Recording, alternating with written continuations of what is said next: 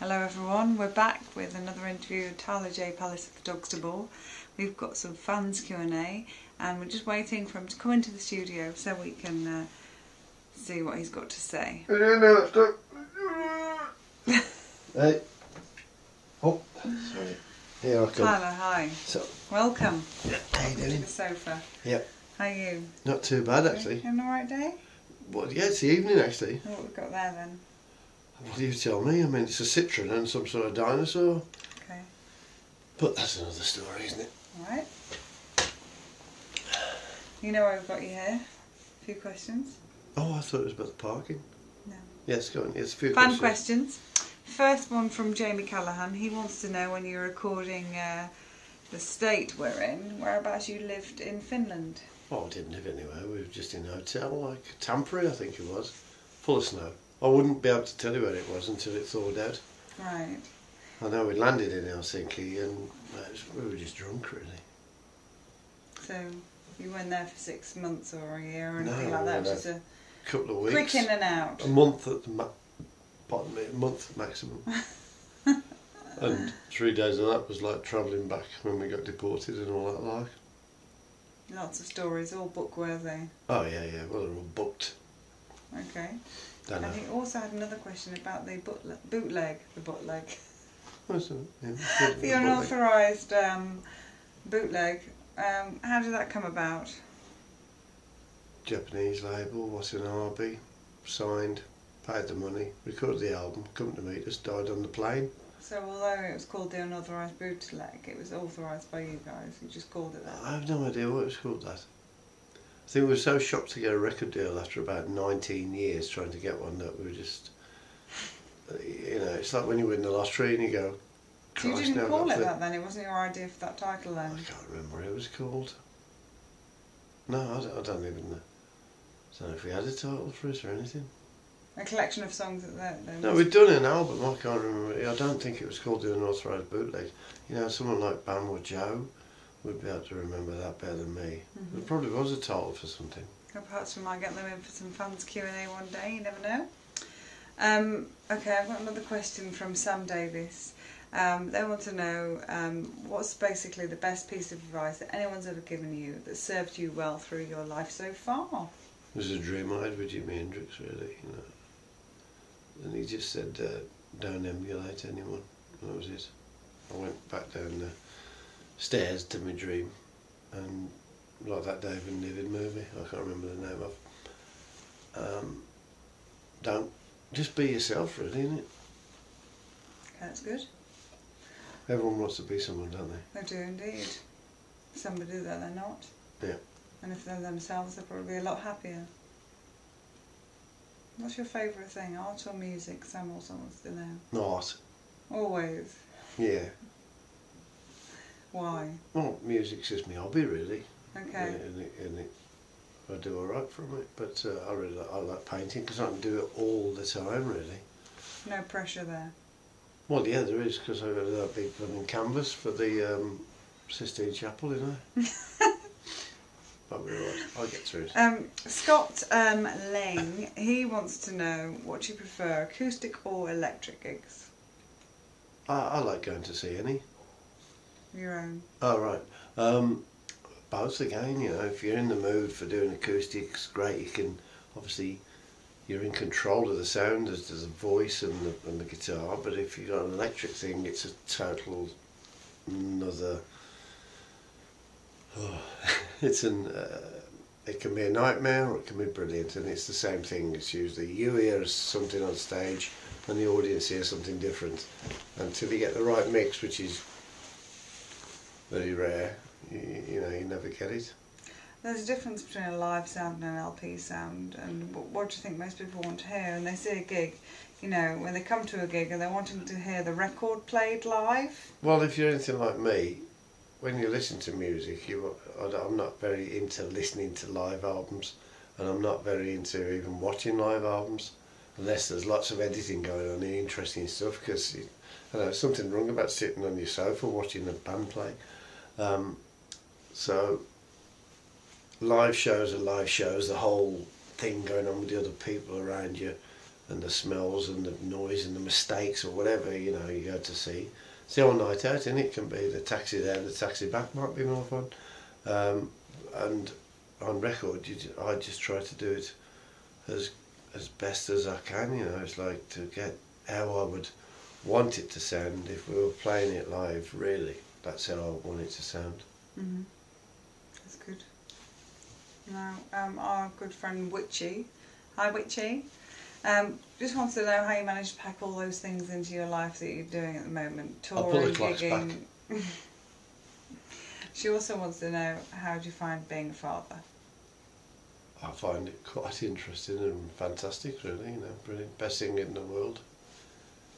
Stressful as hell, and fun and funny, and lift you out of holes and send you into one.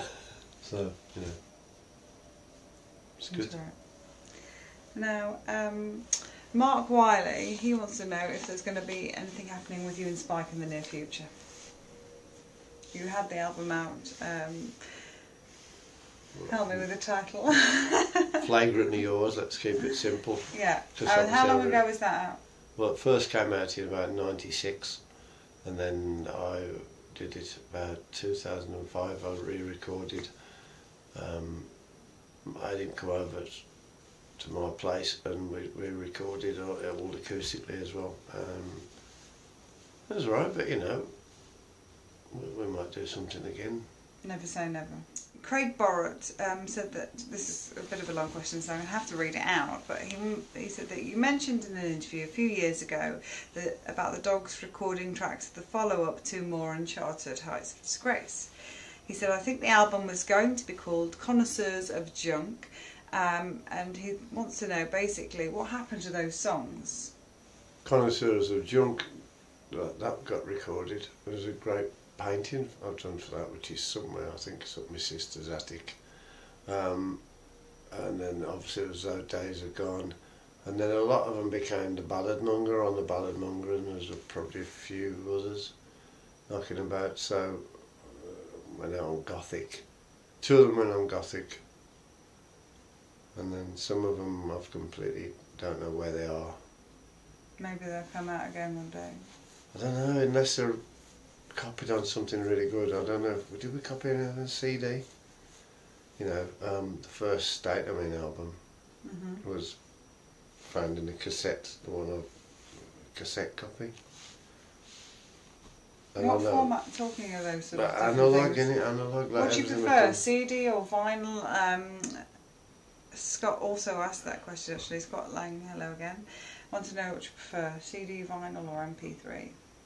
Of course, vinyl wins heads down all the time. And it's just it was complicated to record on the analog because it was so expensive, and now it's so you can't find it, so it's still expensive. But you feel like you've got a hell of a lot more when you're buying that, and you... Yeah, you just got something in you, and you can see the artwork, so it's like a big painting. You know, CDs are all very well, and now it's gone down to nothing, and it's just gone, I'll just buy some air. It is basically that way, yeah. Now, Karen Sleaze from Australia, hi Karen, she wants to know, with you re-recording these Dogs albums, have you got any pressure? Do you feel any pressure redoing them? I mean, you mentioned earlier that you're redoing Graveyard of Empty Bottles. You've brought out in the Dynamite Jet Saloon with very successful reviews. How do you feel about that? Or do you just go ahead and do it? Like I said when I did the Dynamite, it's just like you've always got the ones that are a bit the original versions, so no one can take that away from you. It's like winning I feel like I'm doing the end of a quiz show here. You've got that in your pocket, no one can take that away from you. Now, if you'd like to re-record a new version and see it goes down, I just want to do my take on. I've done these songs for 30 years, some of them, and so obviously you change and think, wow, now I'm into this. It's like when you rehearse anything, like those Dog songs were rehearsed hundreds of thousands of times, and then you put them onto an album, or some of them were just like, you get them like that and they're in there, you know what I mean? It's like they weren't even written when you were in recording and you were just about to mix, and then you go like, oh, I got this idea for a song, and it's and you put that on, and usually that's your favourite one or something. So it's like I'm doing them now as I am now, because I don't listen to them the same way everyone else does. I want to just have put your modern take on them. Well, it's not a modern take, it's just me now. I'm not like trying to sort of go off, but I mean, if anything, on the unauthorised bootleg, that was a modern take on the bloody songs that were written a few years earlier, because there's synthesizer and bass synths on that unauthorised bootleg. If I did, that Graveyard of Empty Bottles with synths on now, they go, what the hell are you doing? It's like, have a listen to what the hell's going on properly, on really the unauthorised bootleg albums. album, and samples that we, Bam used I used to come with all these different kits, the ones that were all different funny shapes, and there were syndromes. He actually blew one up, he was hitting it so hard, smoke came out, the amp that came with it. So we've always been quite experimental, but then, we seem to come across as a raw live band, because that's the way we were. And then I go off and do things with drum machines, and everybody's having heart attacks, you know what I mean? And then the people who have got into drum machine records like Duran Duran, they won't even listen to my records because, oh no, it's too rough. Everybody's entitled to their opinion, aren't they? Yeah, they can keep it. Very well, exactly. Ross, I'm not sure of his surname, but you sent in a question because you were at a gig that Tyla held in Brighton, and it was when you had your foot in plaster. You decided to basically buy the whole audience a shot of Jaeger, a Meister, very good sort of schnapsy type spirit, is it not? Herbal thing. Yeah. Medicinal. And basically he wants to know, did you make any money on that night, and are you planning on doing those kind of gigs again? Yes, because I always get a percentage of the bar, so it's a good move on my part. You enjoyed it though, yeah? Yeah. It's nice to involve everyone, like your own private party kind of thing, hey? Well, I mean, the story, as you'll know, because he was there, was I ordered the drinks, and then after a song or two, they still didn't turn up. So I asked what's going on with the drinks, and Mark, who was doing my merch and that, he said the bloke was paying first, which was a bit embarrassing because I'd done it in Cologne and on the continent, and at the end of the gig, I think there was about 200 shots done, and then I went, oh, by the way, how much do I owe you for the drinks? And they were like, no, we wouldn't think of it, it's a pleasure and all this. And then you got this twat in Brighton going like, oh, want me 42 quid up front first? I mean, you don't even get asked. If you order a round of drinks in a pub, do they ever ask you to pay first? No. I know. So, some funny people around. So our final question is from Ian Bartholomew, and he wants to know, in which musicians, dead or alive, would you form a dream supergroup with?